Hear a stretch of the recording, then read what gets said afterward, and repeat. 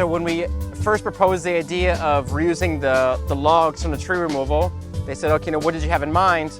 And we ended up coming up with some ideas. One of them was using the logs as steps in the garden.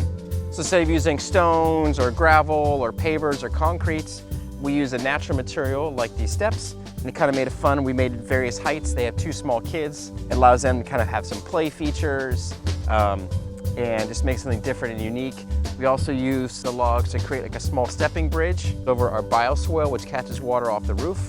What we did was we took those logs, we ran them through our bandsaw mill, we cut them into 3x6 pieces, and we connected them together with a jointer. We then we welded these little metal strips to kind of keep them all together to make it feel like a bridge you'd see somewhere, like a little covered bridge. And then we notched the logs to accommodate like a mounting point for the bridge on either side. And it has a very rustic kind of fun feel. The kids were already playing on it before you even finished the project. They were going underneath the bridge, playing on the bridge. We actually had to put a cone on here to keep the kids off it. So it just really shows how these kind of features can be really engaging to kids. It's a very forgiving material. They can kind of play on it, jump on it. If they damage it, it doesn't even matter. So it was a really fun way to use this material, make it look artistic, and have all the ecological benefits. And one of my favorite ways we were able to reuse that wood was to build this bench.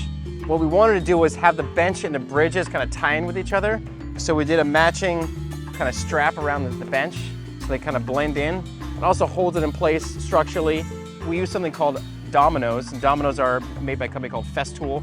And they're basically like large dowels that sit in between these 2 logs. And they're basically almost like Lego pieces to make them fit together. And that gives strength and also keeps them flush with each other so they don't move over time. So we incorporate these dominoes along with these 2 metal straps to really hold the pieces together to make it last longer and make it more structural. We kind of want to make it have like a rustic feel, so we kept some of the live edge on the side here.